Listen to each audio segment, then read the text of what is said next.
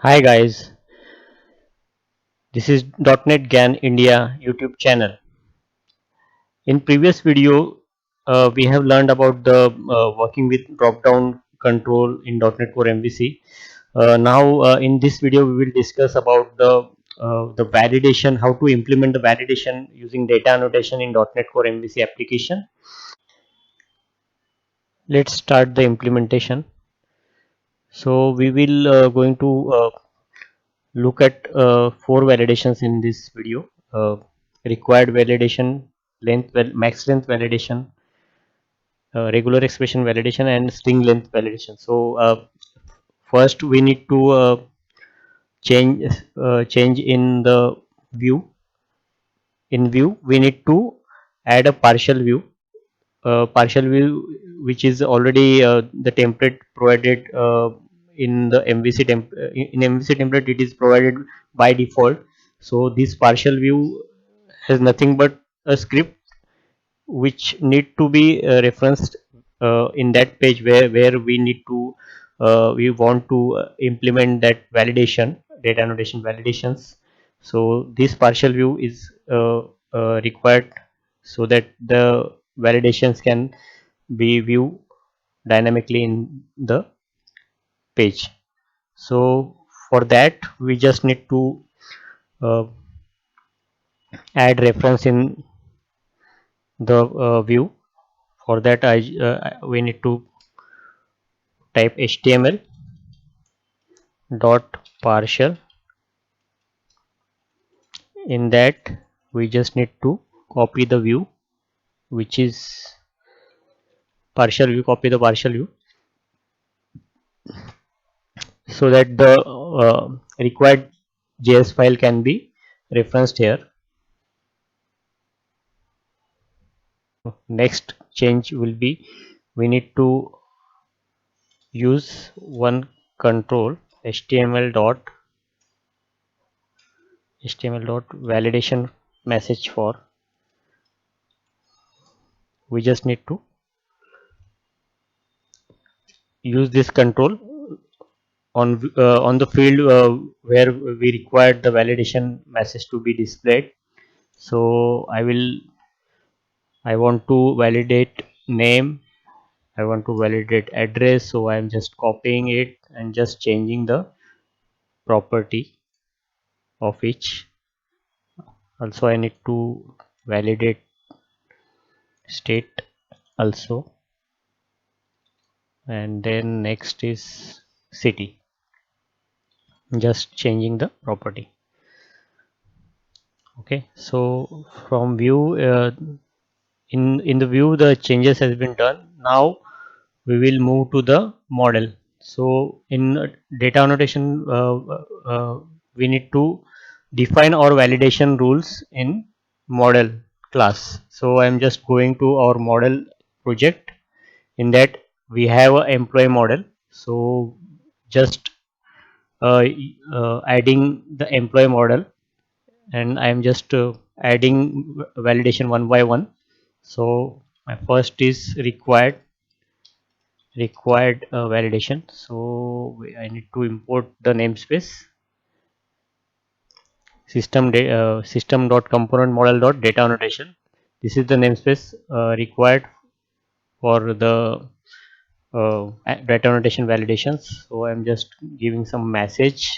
So whenever the user forget to enter a field, then this message will appear. So I'm just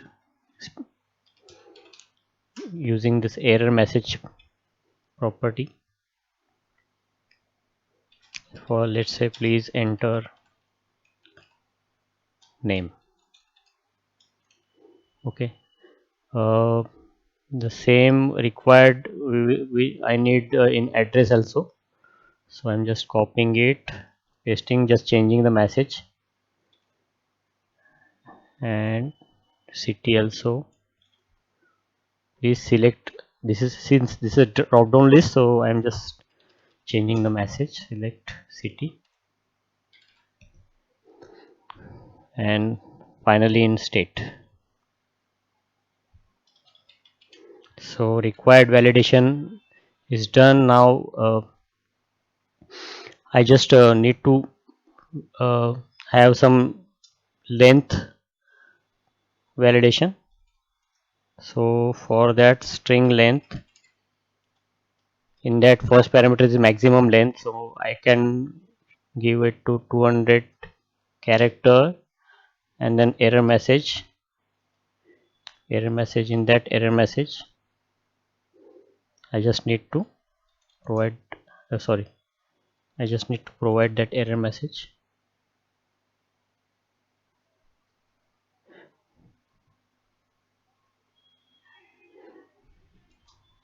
Sorry,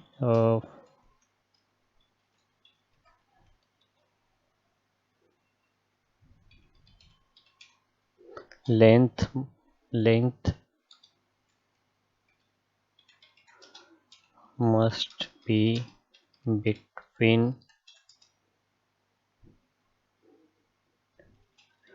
this is a parameters 2 and 1, and I'm just giving a minimum length. The minimum length should be 6. So the message will print in on a user's screen is address length must be between 6 to 200. So this will bind at runtime. So I'm just done with that string length validation. Now the next is max length. So the max length is also we can provide to that field if we want to restrict user to enter the specific length of text in the field. So I'm just adding the max length validation. Here we can define that how much length we can accept in this field, and then finally error message if we exceeded. Normally this error message will never appear because the user will not allow to add more than 25 characters. So I'm just putting some message 25 characters allowed. Okay, so this is done. Then next is suppose I don't want to accept special characters in name. So in that case we can use regular expression validation.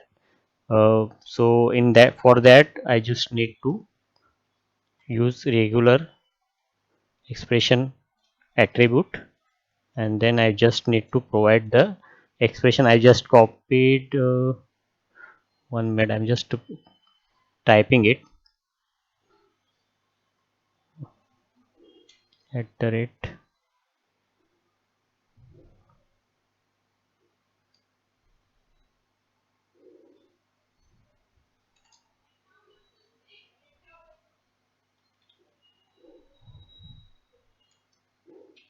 a dash z, then a dash 20, capital A dash capital Z, then 0 9, it is allowed. Okay, then 4 10 character,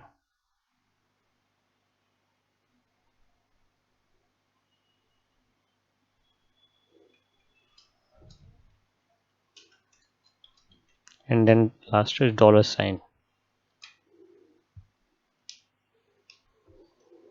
Then I'm just putting error message, what error message should be shown to user.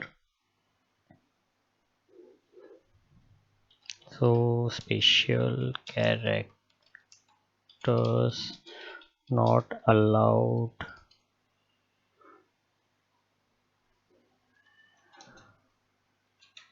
name.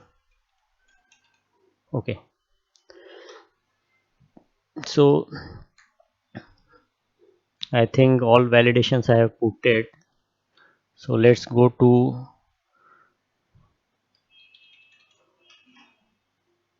run the application and then check that whether this validation on save employees screen is working or not.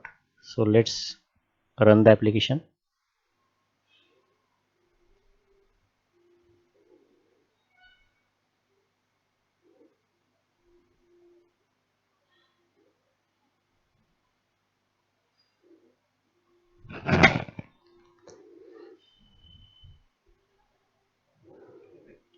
Application is loaded. Till the time the application is loading, please share, subscribe my YouTube channel.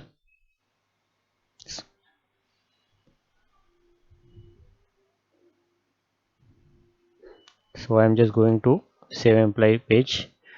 I'm not putting anything and just clicking on submit. Let's see what will happen. You can see that the validation map message appeared, but uh, it is not that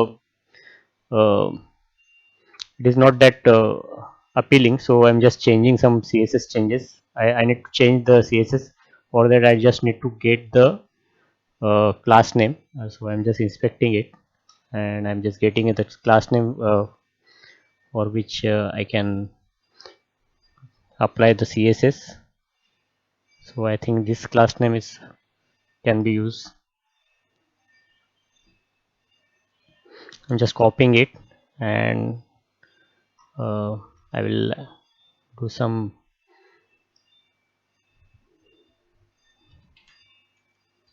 put some style attribute style tag in that type text for HCSS. Okay, so dot. So I'm just giving color red and then I'm just making it bolder. Font weight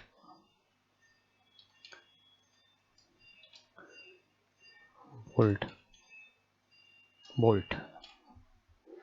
Now we will check it again.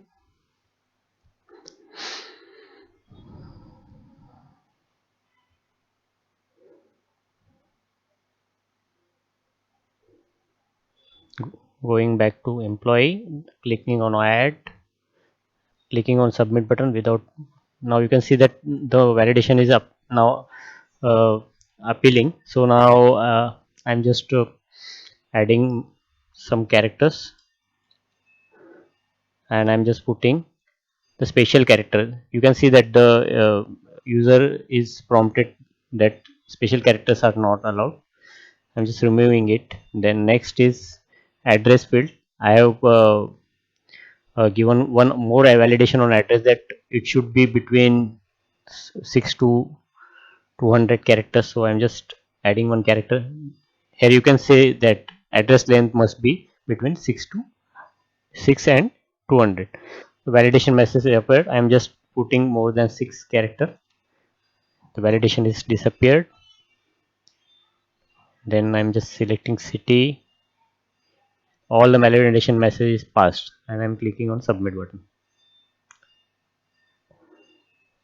You can see that the record has been saved. So this is how you can put a validation in your application using data annotation with minimal code effort, and you can configure or fine tune your validations from the model itself. You do not need to write code for each. So I hope that you understood what I have tried to explain in this video. uh, Please share, subscribe and like my video. Thank you.